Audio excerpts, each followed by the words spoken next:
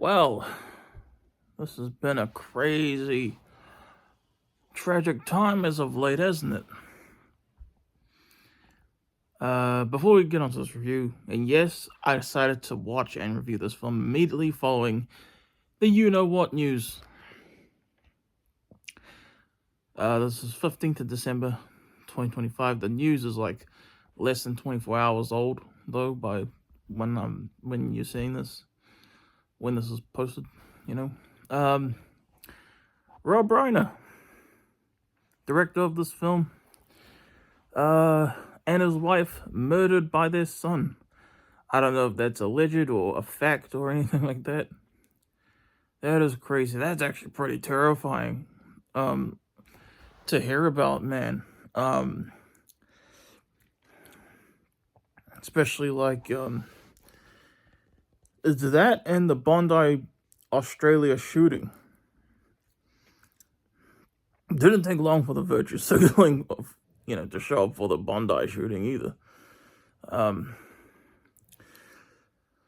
But notice how this all happened right after John Cena retired. Literally the day after. John Cena retires, all hell breaks loose in the world. Coincidence? I don't think so. And yeah, as you guys know, I've been crying my eyes out over John Cena's retirement. I'm grieving hard right now.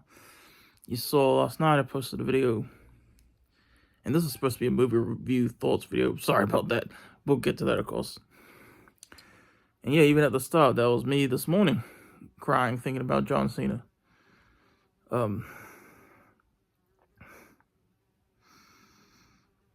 Yeah, grieving. And yeah, my review for Heads of State, you can be honest, it was terrible, wasn't it? I was so tired, still very fresh off of my grieving emotions about John Cena retiring. Even just to see him just makes me feel so sad, man. Crying my eyes out, blowing my nose into tissues, of course. Anyway, Spinal Tap 2, the end continues. That's my movie thoughts on that.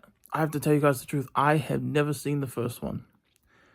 We have My Sky HDMI in New Zealand. I don't have it at my main house in New Zealand anymore. My grandparents, who I'm staying with right now, they do have My Sky HDMI. This is like our equivalent of TiVo, New Zealand.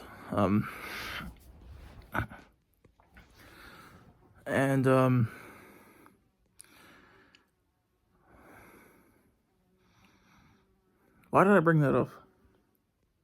Oh yeah, I did record this movie, the first movie, some time ago when I had it at my main house.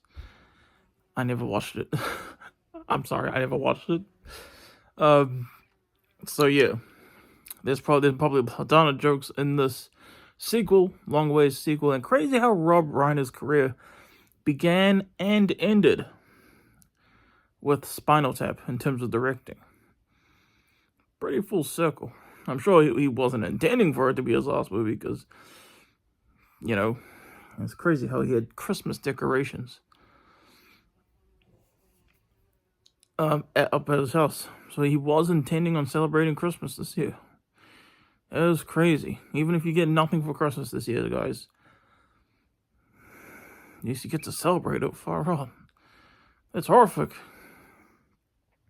But yeah, Spinal Tap 2, never seen the first one. Documentary style, mockumentaries, I would say, like Borat, for example, or Bruno.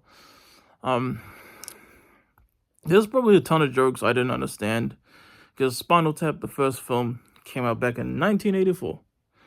Long before my time. And then I watched the sequel, fresh off of the horrific news. And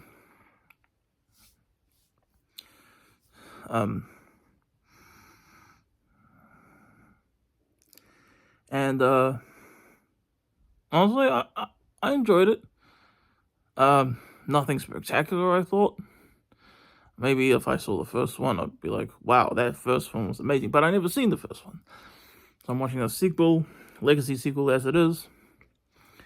And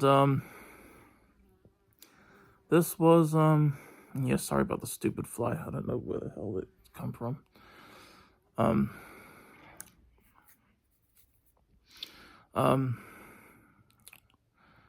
don't know what to think. I enjoyed it. Well, I don't know what to say, I should say.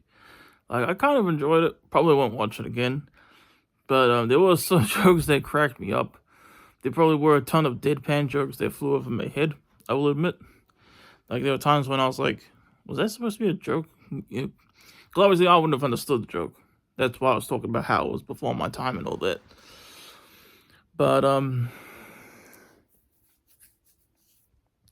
I liked the main cast characters, and I just loved, like, the rock setting, the classic 80s type of rock setting, because rock music, man, one of my passions in life, you know.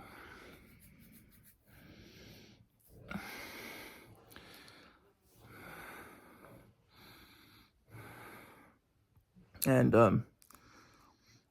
obviously Spinal Tap's not a real band, but, yeah, some funny cameos in here, too. I don't want to spoil them, but there was stuff like, some famous drummers, showed up, and then one of them was like, hey, I think this guy from that band would be willing to do it, and then they talked to that guy from that band, real bands, by the way, I'm not going to say which ones, and he was like, hey, I think that guy from that band is looking for something, like they're trying to screw each other over. That was pretty crack up. And then there's like a thing about like a curse of like being a drummer and stuff in this band particularly. There were like 11 drummers that died. And the drummer that they do choose survives the whole film. The very last frame on screen, they were like, wow, you broke the curse, I think. And then she starts choking. And then the director, played by Rob Reiner, he was both the actual director and playing the in-universe documentary director. He was like, oh, crap. And then doing the Heimlich or whatever it's called. And then it freezes right as he's trying to do it. So, of course, we're not going to know what happened. What a funny-ass way to end that film, man.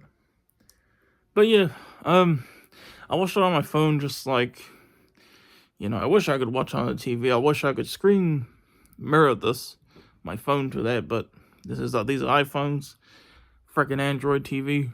You know what I mean? But, yeah. I don't know what more to say, man. I think I've said all I can. It went by pretty fast, this film. But yeah, this is the final film of Rob Reiner. Probably was not intended to be.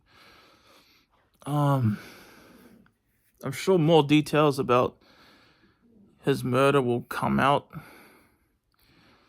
In the coming days. But, oh, that's so terrifying.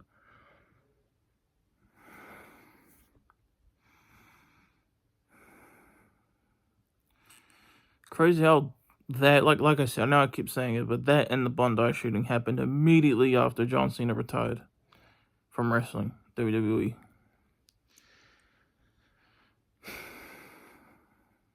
Alright. I'm your boy Mark. Hope you guys enjoyed. Peace out. Have a good one.